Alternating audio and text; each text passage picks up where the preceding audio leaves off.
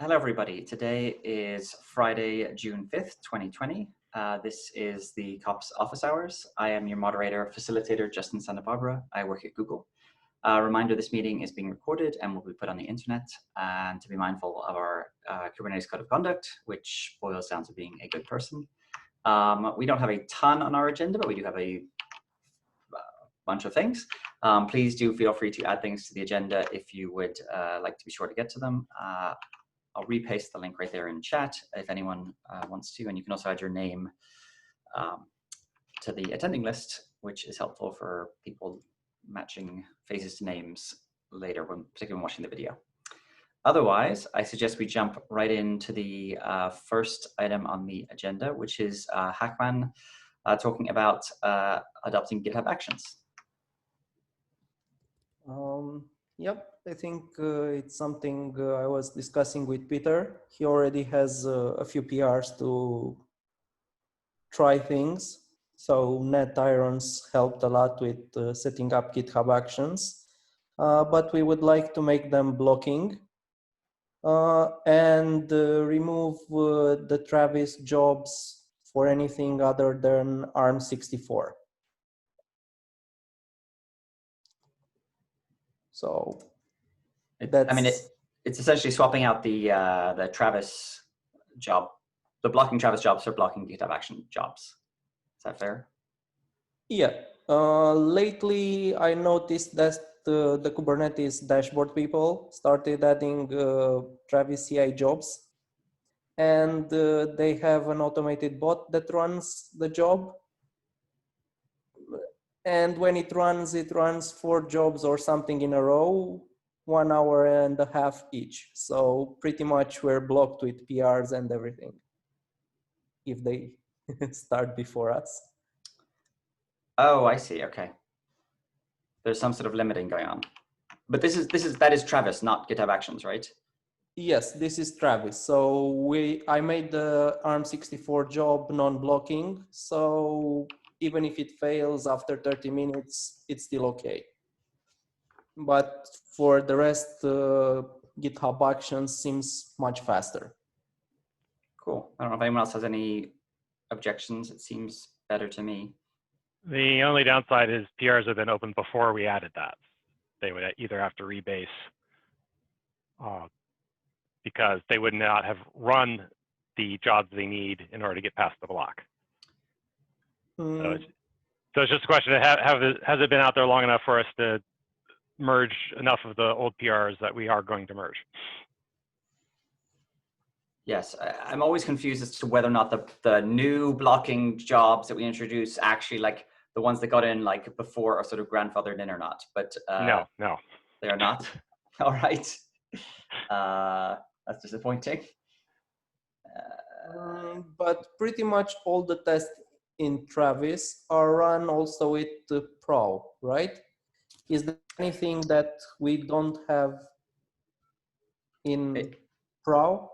Yeah, the thing that we were really relying on Travis for was builds on Windows and Mac. That's the thing we couldn't get from Pro. Okay. But anyway, we would notice pretty fast in the next PR. Yeah, well, no. The issue is that it will get blocked. It won't be. It'll be fine. You know, the test will pass on Prowl, but it still won't be able to merge because there's no GitHub Action job.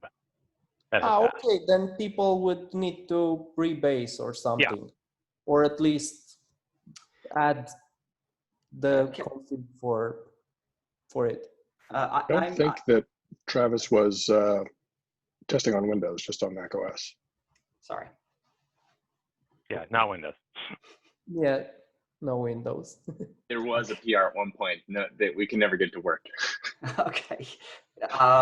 Well, is that because Windows wasn't working, or because Travis on Windows wasn't? Or Windows on Travis? Travis with Windows, and there was a huge delay. I think it took like 8 or 10 minutes to come up. Anyway, yeah. Okay, that's good. Yeah. It would probably be better on GitHub anyway because of obvious reasons. Yeah. So is it possible to stop running the Travis jobs, start running the GitHub Action jobs, not make them blocking yet? Is that something we can do? We have them. Yeah. Cool. Okay. And so the question is, like, are there these old PRs, and we can do a pass maybe, and see if we can, or older PRs, and we can do a pass and see how they're doing. Yeah, Obviously, any ones that need rebasing, not a problem. Anyone that need fixes, not a problem. But yes, anyone that's ready to go. Is that right? Yeah, if we just take a pass before we do that, and that's. The thing is, I think the only person that can do that, it's you, Justin, or the pass? No, the enabling. I think it has to be done in repo settings. Okay. I don't know that I have the permission, but I will do my best to enable it, I guess. I can't swear to this, but I think that the check that GitHub Actions performs is done by merging the branch into master where that action does exist. So it might just work. If you look at the document, I put a link there and says you can choose which jobs are actually blocking. Okay. You can actually also do that in Prow. You can, they have a job that the block syncer, I'll try to find and drop a link, that we can add specific things. And that might be the way to do it when you aren't a repo admin, that automates that part. Yeah, Okay, I just checked there are 5 jobs that don't have it, that are 5 PRs that are active that don't have it. So I guess we can just go ahead. Yeah, if you have that list of 5, can you apply a label to them? I don't know if you have label permissions or like the drop down. I don't. Oh, put them in the chat, and I will. If you don't mind putting them in the chat, that'd be wonderful, and I will take a pass. Yeah, the only one I think that's mergeable is one, but we'll see. Some of them are blocked even though they're active. Chat or the doc is. Yeah, I'll do that. Thank you. I was looking at the Prow settings where you can specify additional contexts to block on, and GitHub Actions are not part of their context API or status API. They're totally different. So I think that Prow is not aware of the status of GitHub Action jobs, and so right, because they're the other type. Yeah, so I don't know if like Prow would try to merge it. If Prow thinks it's ready to merge, tries to merge it, but GitHub won't allow it because the GitHub Action job failed or something, and then what would happen in that case? So. I mean, to be honest, like we don't expect GitHub Actions or Travis to catch many things. Like most of the time, it should be a flake. Touch wood. It's like a OS dependency in kops, the kops binary, which is less likely, maybe. But it's nice. We don't have enough Prow jobs on the release branches. So we're relying more on Travis and GitHub there. Let me put that on the, maybe I'll inject that then into the discussion. Yeah. I am working on that. Okay. I am trying to get, like there was a query, I think 2 weeks ago, about like automation around, like from Peter asked about automation around release automation. And so I am trying to get, we have a slightly complicated process by which we go through E to E. Basically, whenever on the master branch, whenever code is merged, it triggers a post submit job, which drops a label in Google Cloud Storage called latest-ci.txt, which points to a version. There's a periodic job which runs every hour, looks at latest-ci.txt, tries to bring up and down a cluster, and then writes latest CI up down green.txt. There's another periodic job which runs every hour, which looks at latest CI up down green.txt and tries to bring a cluster up, run the E to E test and bring it down, and then writes latest CI green.txt, I think. Anyway, I'm not sure that we need all these steps, but I'm trying to get the same set of steps running from the release branches using the staging builds, which are the builds that go into the staging buckets. And the idea being that then those staging builds we can then actually promote, and we won't have like multiple sources of truth. The builds that we test will be exactly the same build that we promote. I don't know how we're going to do versions, but like everything should be hopefully clearer. And like I'm also looking at whether we can optimize, like do we really need those at least three like different stages, or can we at least drop one of them? Like I'm not sure what up down is for, to be honest. And yes, and then we will have more coverage, more periodic coverage. We will be able to have periodic coverage on the release branches, including, if we want to, we could put it into our grid and test combinations, like weird combinations on the older branches as well. TMI? All right. Good information. Okay. A little bit of overload, perhaps. Okay. I don't know if there's any. Oh, so, and Hackman, you said that, yeah, we're going to keep Travis for ARM64 because I presume GitHub Actions/Azure doesn't yet support ARM64. Is that the thing? I don't think Microsoft was very into ARM. So they don't have hardware for that in Azure. I have no inside information, so I cannot comment, but we can probably bug the Microsoft people about when they're going to start supporting it. I was impressed they supported Mac OS. I thought that was pretty cool. So I don't know yet how that's working. They do support ARM64 for self-hosted runners, so they're making the software available. They just don't have the GitHub hosted runners available. Oh, okay. So it should be probably fast. 1 year or so, we should have it. We could run our own runners on AWS, I guess. But anyway, let's keep it simple for now. And yeah, I think we're okay for now with Travis CI. Okay. All right, so thank you for that. And yeah, it's super exciting to see that ARM64 work as well. Like some of the new Gravitron, I don't know, 2 benchmarks are super impressive. So it'll be good to be able to use those, or at least try them out. It should be available pretty quick. At Mike's suggestion, I split the big PR into smaller ones. So pretty much all the prerequisites are in with Peter's help. And now I'm working on rewriting the main thing based on the latest master, because things changed since a month ago. Thank you. No problem. Thank you. Just tested it and works great. That's great. You also have the next item, Hackman, which is around a security advisory. Do you want to, around IPv4 and IPv6 confusion, it sounds like. Yeah, clusters with, even clusters with IPv4, there is some way of doing IPv6, something that gets you to have increased privileges, even if you didn't enable IPv6 in your cluster. So it was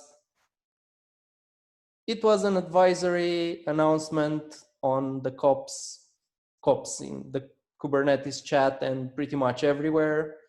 And I guess everyone knows about it by now or noticed it.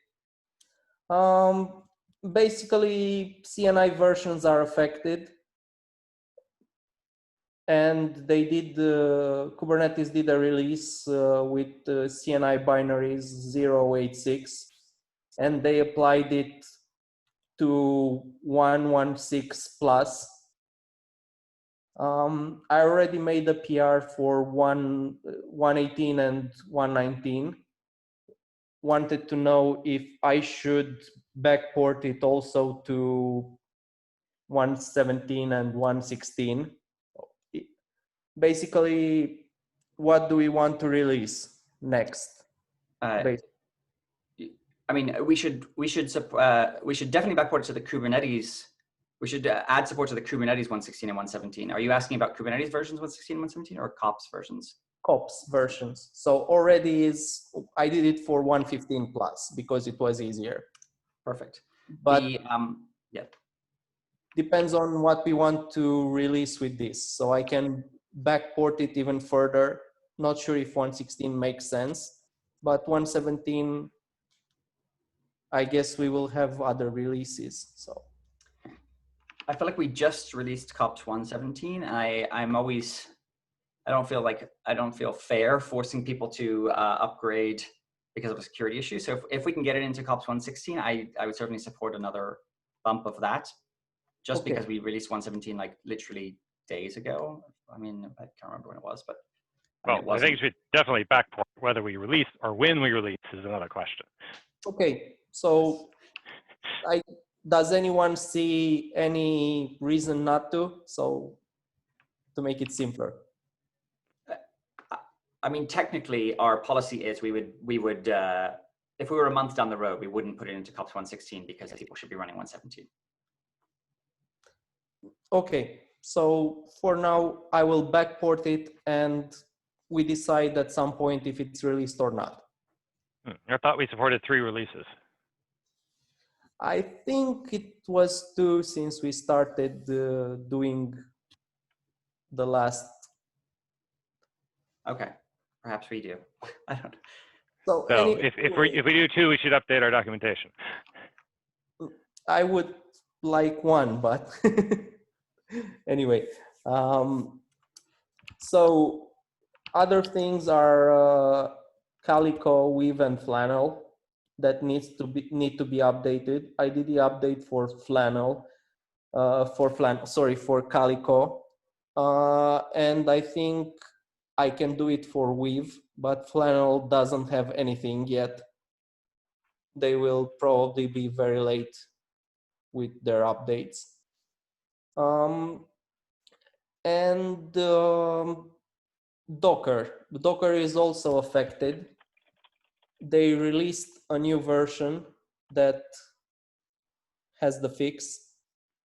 I already added it to 118 and 119. The question would be, do we want to backport it even further and make it the default for 117? And it's at least 117 has still 19.3 Docker. So basically it's a patch release for it. Is it possible to turn, if we turn off IPv6 entirely, what does that not do it? Is that not sufficient? I didn't look that much into it, but says that it works for clusters without IPv6. So there is, I didn't try to understand the exact way how it works. It's rogue router advertisement. So the attacker says, by the way, I'm an IPv6 router, and then most OSs will then say, okay, fine. Yes, you can now take IPv6, I'll give my IPv6 traffic to you. And then you spoof DNS to say, oh, by the way, this nice TC target has this additional address. I was more just wondering, like, if I know well that if I don't have an IPv6 address, I find it very difficult to reach other IPv6 addresses. So like, I was wondering, like, how can we, if we don't give anyone IPv6 addresses, does this still happen? That's just pretty surprising. No, because the router advertisement gives you an IPv6 address. Oh, yes. Okay. Okay, that's so interesting. Okay. Networking made easy. Yes. The advantages of IPv6. Okay. I'm very wary of the backporting Docker backporting Docker too far and like changing the Docker version on the older ones by default. I don't know. Let's just do the patch runs. Yeah, we can upgrade the patch version. Yes, the third. Yes, the patch. Yes. But the bigger bumps. Oh, it sounded like even 17 was a minor upgrade. Is that right or not? No, 16 would be. 17 is a minor. So 16 is a 17 is a patch upgrade. 16 is a minor upgrade. Is that right? So 116 has Docker 1809. From 117 upwards, we have Docker 19.3 Okay. with 4.8 and whatever right now. So basically I say that I would do it default for 17 also because it's a patch release. And Yes. I would add it as an option in 1.16. So as we did with 1.0 with the 0.8 version. So if anyone wants to enable it, can do it manually. That is, I agree entirely. I think that's certainly right. The only thing we might additionally want to do is we might want to evaluate whether it's bad enough to bump 1.16. I don't believe it is right now, but we should. We can make that decision later when we have if we have support in there. Manual support is a great first step. Mm-hmm.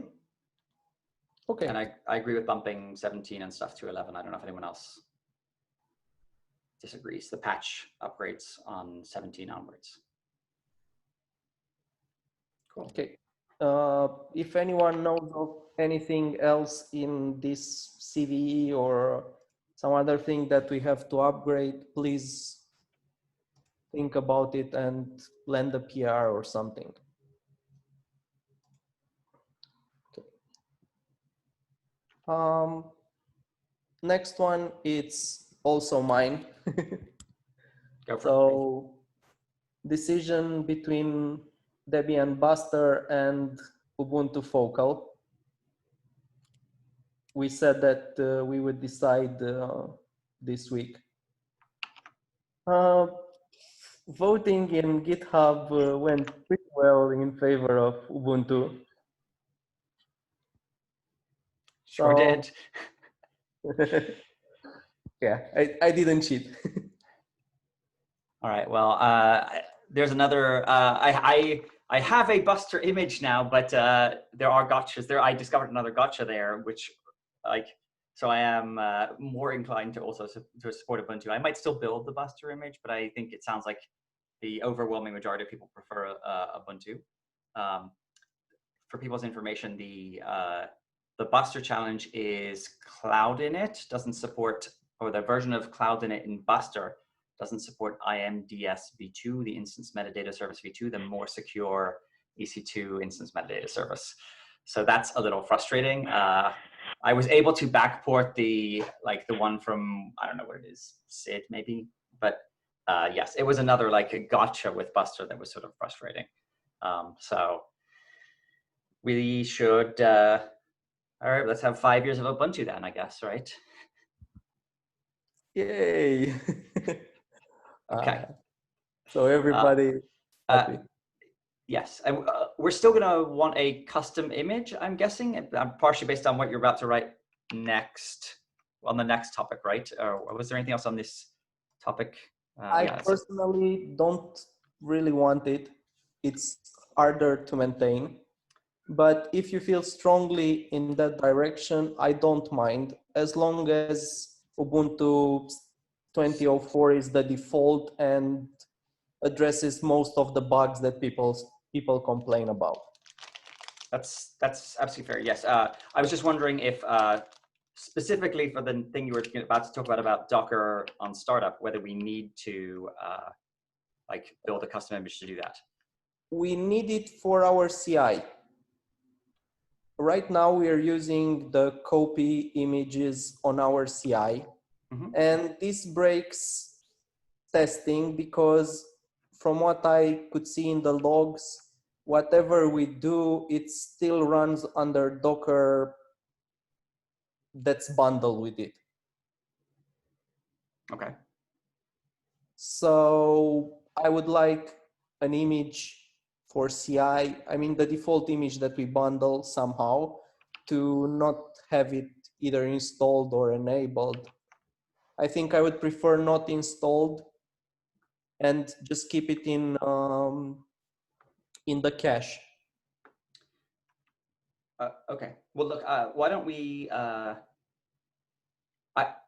know there's been discussion in the past about the NF tables, IP tables problem, and that's what what I'm wondering is going to hit us. But what I suggest is, why don't we just put Ubuntu 20.04 in 1.8 certainly in 1.19, like the master, which I don't know if we've actually bumped that. I don't know if anyone got around to bumping that. But I probably in 1.18 then. Yes, no, I don't know. At least in the channel, and then we can see whether we need additional fixes. So you need to set the official image for 1.18, the official Ubuntu image, to put it in the channel for 1.18 and 1.19, or 1.18, I guess, right now. Yes, you can also put it in for 1.19, but yes. Not sure how to bump it. So. Well, I mean, yes, yeah. It doesn't. Yes, you can put it in even if there's no. It's a yeah, but yes, put it in for 1.18, greater than or equal to 1.18. I think that's right. Should we, because we would make this change at 1.18, do we think, or would we do it at 1.19? In 1.18. Okay. Well, let's put it in there and see if if we're going to make that change, let's do it now so we can see. Okay. So the tests will pass with that. We already have all the CNI plugin tests working with Ubuntu 20.04. So that's awesome. Yes, I love. That's really great. Thank you. All right. Thanks. So I guess is anyone unhappy and would like to keep a Buster image? Should I keep, or a Debian image? Should I keep building a Buster image, or should I acknowledge the wisdom of the crowds? Sounds like no one cares if I stop building Buster images. Great. Okay. I will be disappointed but happy that yes, as you say, less work. More code reviews. More code reviews, less like clouded it. That's got to be a good thing. All right. So did we cover, Hagwan, did we cover Image Builder 199 then? Effectively? The next topic? Well, yeah. As I wanted some image for CI, so to get rid of the default one from 117. Other than that, I'm happy with it. Yeah, I think I still have to build the 117 image, which I probably should have done before I released 117, but I think I still have to do that. So I will do that, I guess. Maybe look at that fix. Maybe look at that fix when you build it. Maybe keep at least part of it. Definitely. Thank you. Thank you. Peter, describe instance types. Yeah, so I have a PR open that'll replace some of our hard-coded instance type info with a call to ec2.describe instance types. I think it's mostly working. It's used in a couple places, one partly for API validation, but also in NodeUp for the VPC CNI provider, getting the max number of ENIs and IPs in order to set kubelets max pod limit. So I think it's ready for review. My only concern is adding that additional API call at startup in NodeUp could possibly lead to throttling or rate limiting in large clusters. And given that there's kind of no way to opt out of this change if you're using the VPC CNI, I was just wondering if anyone had any concerns there. We are actually a little suffering from that. We have 4 large clusters in the same AWS region. And I know that with the 1.6.0 AWS CNI version, we were bit up pretty hard. I mean, our nodes would not come online for like 30 minutes because of the rate limiting. I'm not sure if there's a way around it, if it's something that we have to resolve with AWS, like to figure out if we can increase our limits. But yeah, that's definitely a very good point to consider. So I think you can ask AWS support to increase your rate limit. I think one alternative we could do is have the kops CLI make that call for each instance type in the instance group, and then when it's doing, in an update cluster command, it could kind of save the resulting information in this cluster state store somewhere, and then NodeUp would get that information at startup rather than making the API call. But that would be quite a bit more complex. Yeah, I saw that comment. I don't know if maybe I guess it'll be worth at least in the documentation. Sorry, my Slack's blowing up. Maybe in the documentation, just to put some sort of note there, hey, heads up, if you have a large cluster, you might get throttled because of that, or something of that nature. I don't know.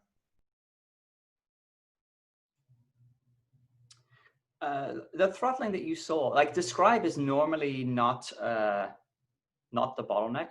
I mean, we have done things in the past that have made it the bottleneck because the scribe calls tend to have very, very high limits, or relatively high limits. I don't know if you know, what was it actually describe, or was it some one of the other calls that was problematic?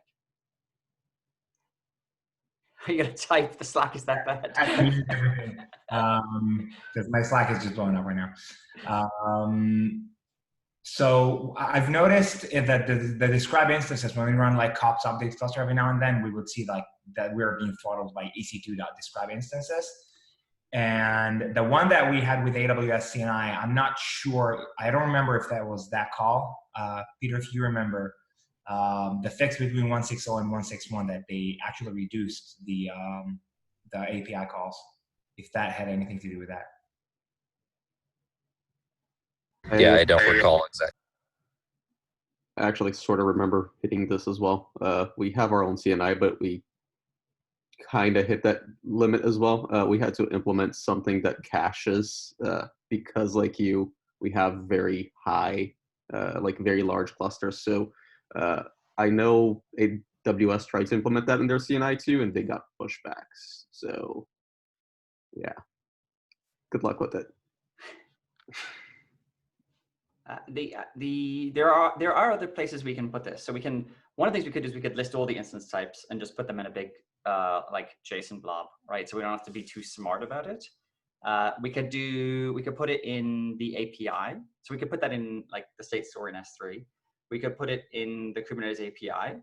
That's something which we could do as like a, I don't know, collaboration with AWS. We could like create a machine AWS instance type CRD, I guess, and put it in there, and that would make it an API call. Except I don't know whether that would work for Node up, because I presume it's in the wrong.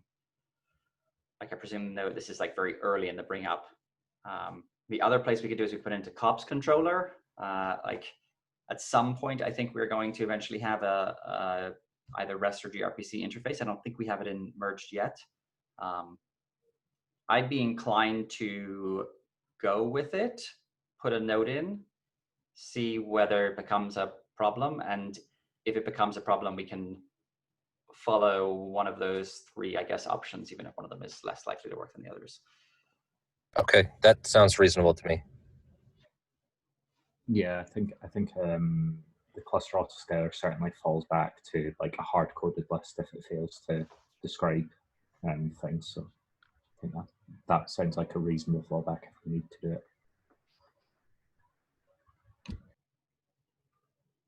it. One of the long-term things I want to do is get more of the logic on bringing up a node into the kops controller, so that we can it would avoid a lot of this stuff. And I think it will, when we eventually get to cluster API, it will work nicely there. It will avoid having to write to the S3 bucket type thing.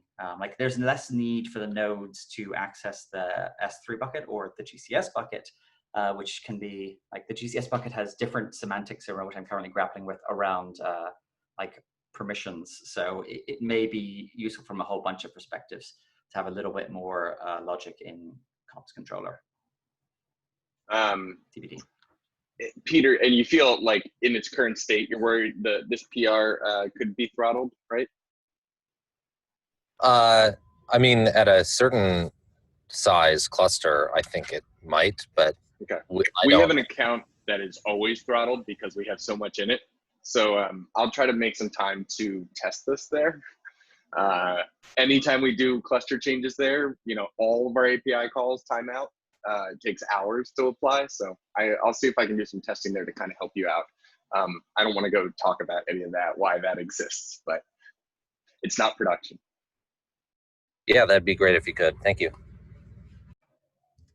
It's occurred to me one of the saving graces here might be that because the call is one per instance booted, AWS would presumably be very amenable to raising limits, because you're paying them money for each one of these API, like a relatively large amount of money for each one of these API calls. Unlike like in the past in Kubernetes, we've had like aggressive polling of described volumes where like there was no corresponding money changing hands. They should want you to pay for that instance. Exactly. Yeah. They're gonna. All right. So I think we have a plan of action and some reasonable fallbacks if we do encounter problems. All right. What is next on the list? Next is John talking about an unversioned API in the state store. Yeah, so I've been looking at a project to move to a V1 Beta 1 API, but they've been falling down the rabbit hole. So the full version of the cluster spec is written with the unversioned API. So that needs to be changed to be the versioned API according to API machinery rules, so that we can actually make changes to the unversioned API between releases.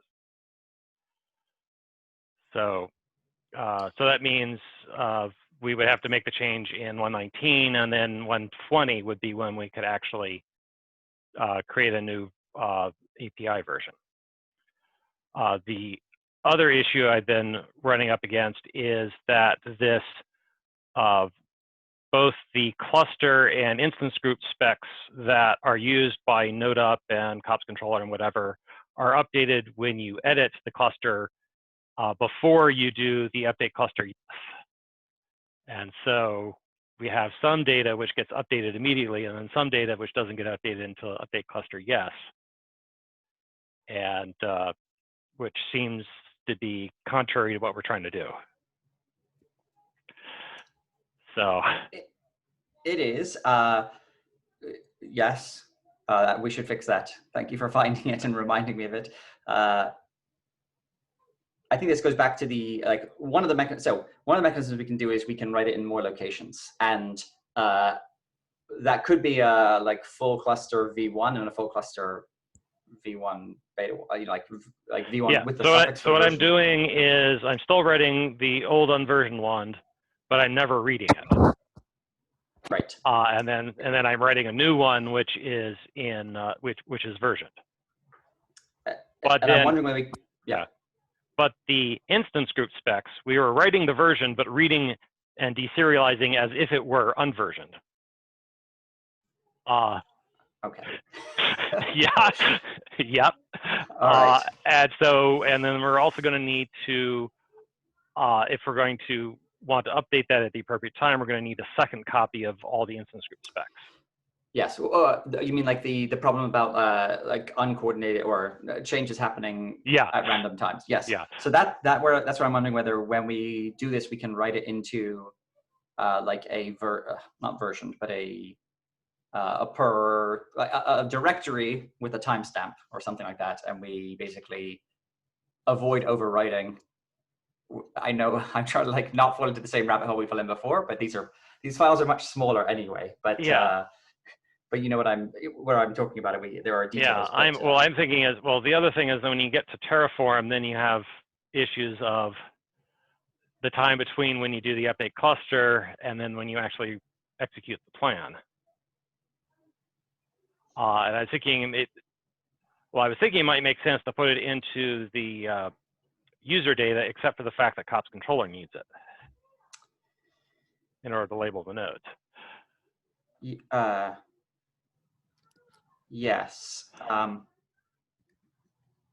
So anyway, I want to bring up, I'm falling down a rat hole. I have a WIP PR where I'm trying to work out the issues. I don't think we can really solve them in the meeting. Yes. The other plan, which is like a much more potentially longer term, but we could pull it in, is that we have NodeUp on the nodes sourced from kops controller instead of like talking to S3. It doesn't solve everything, but it might help. But I like the idea of the dated directories. Yeah. Just a question of how we clean them up. Yes. Yes, it is. We have I think some heuristics on instance templates where we delete like after 3 or something, or 5, but like we can do something like that. We don't. They are so small. I would argue we don't need to delete them aggressively, but we can stop there being more. Like 100 would be too many. Let's agree 100 is too many. So we say delete after 100. Yeah, I'm not sure which version kops controller should use, but which API version you mean? Or which date? Yes. Well, I mean, we would then be much more disciplined, I think, about making sure that we'd have to match correctly. Yeah. So there, we probably have to tag. Well, we probably tag them anyway, but we probably have to tag the instances to associate them with a particular version, which I think is probably a good idea from a perspective of knowing what exactly is running at any one time. Okay. Well, I'll see if I can figure something out. Great. There is something in the launch template anyway. There's some similar logic, launch template, instance, launch configuration. Yeah. I can't remember which one it is today. But there's something along those lines anyway. So maybe I'll share that logic. I think you have the next and final topic, John, a port conflict. Yeah. So they're both using port 8080 on the host network. I think both should be changed to use well-known ports. That seems fair. Agreed. Did anyone else want to take that, or should I take that? I will certainly do the Kube API server health check. Yeah, and I can do the other. I mean, I know exactly what's required. I can do this. I can do it. They can be one PR. That's pretty easier. Okay. Yeah. I'm just trying to think about backporting and stuff. Maybe I'll do this 2 PRs. We have to do it to 118. I don't think we have to go back to 117 because that doesn't have the node local DNS. It's not even available. Okay, that's good. Okay, cool. Yeah, there is an idea that we can expose that port and start using it in health API server. In ELB health checks. Like there's been a long-standing issue to say those health checks could be more intelligent, like at they are currently at the TCP level. So we could look at that as well, but I guess we would not have to backport that either. So, okay. I might still do them as 2 PRs just in case, but we'll see how it goes. Thank you for bringing that up. That is the end of our agenda other than the release plan. Are there any other topics before we jump into the release planning?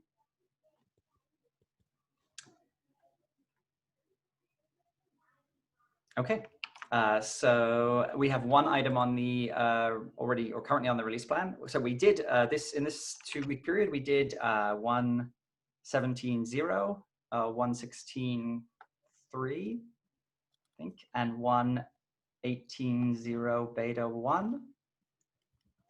I got it right? How about that? All right, and yes, I'm working a little bit on trying to get those release branches under more testing, as we talked about. I think that was one of the sticking points. But there was the security issue that was raised. So that's one of the reasons that we pushed out all the releases. I'd encourage people to look at, well, looks like we have another one coming as well. Yes.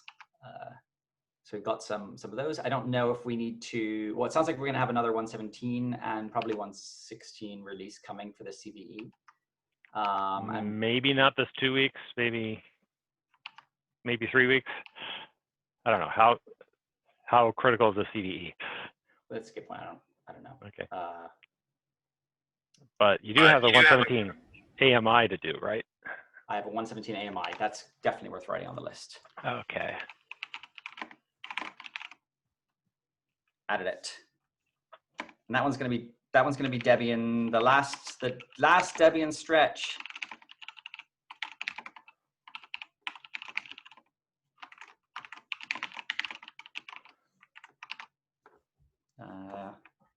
Yes, I think it's stretch. Yes, and then I don't know if it goes on the release plan, but we're gonna put it 118 into the Ubuntu 2004 into the channels to start using them for 118 and above. I'm already. You already done that. All right, cool. The PR is just creating now. Okay. Yes, you definitely get the credit for even driving that. Thank you for that. Other than that, I don't know if we have any particular items on the release plan. I know Eric and I are looking a little bit at GCE testing, trying to reboot that after a little snafu from workload identity or something, but we are working on that. I don't think there will be a release impact per se.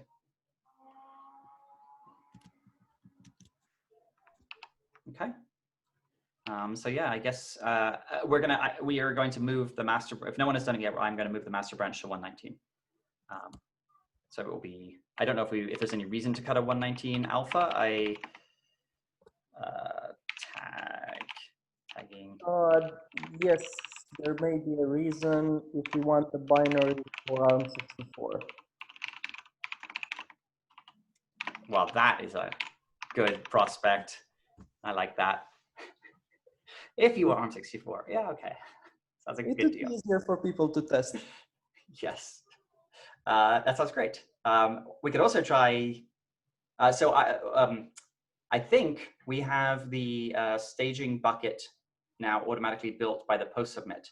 And if you set your kops base URL to that, you can download kops from that staging bucket and set your kops base URL to it, and it just works. So that's pretty nice, in my opinion. Yep, works very nice. We should put that in the development doc. That'd be nice. Yes, and I have some scripts coming, which will also make it easier to. I'm sure everyone has the script, but like I imagine we can put in like I have a build AWS and a build GCE, which just like does the whole push for you and that sort of thing.